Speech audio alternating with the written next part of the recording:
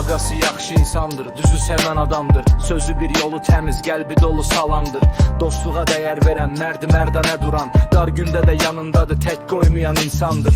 Allah şəfa versin ağasıya, can ağasıya. Dualar göydədir bugün onun adasıya. Azərbaycanın dostu, ürəklərin səsi sən. Allah qorusun səni ağası, hər nəfəsinlə sən. Azərbaycan torpağında dostları çoxdur onun, hörmətlə çəkilir adı, hər yerdə var xoş sözü. Yaxşını pisdən ayıran, haqqı bilən ürəkdir. Ağası adı özü bir mərdliyə bərəkətdir. Allah şəfa versin ağasıya, can ağasıya. Dualar göydədir bugün onun adasıya. Yaxşı insan, düz adam, nurdu varlığın sənin ağası. Allah versin sənə sağlam sabahı gönül. Allah şəfa versin ağasıya, can ağasıya. Dualar göydədir bugün onun adasıya.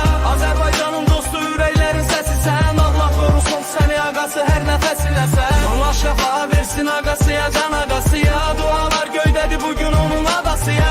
Azərbaycanın dostu, ürəklərin səsi sən. Allah qorusun səni ağası, hər nəfəsinlə sən. Dua edən çoxdur sənə qardaş, dost el obadan. Ümid kəsilməz, heç vaxt iman gəlir bu yoldan. Allah şəfa versin ağasıya, ürəyi təmiz ada. Xəstəliklər uzaq olsun, qalsın kədər arada.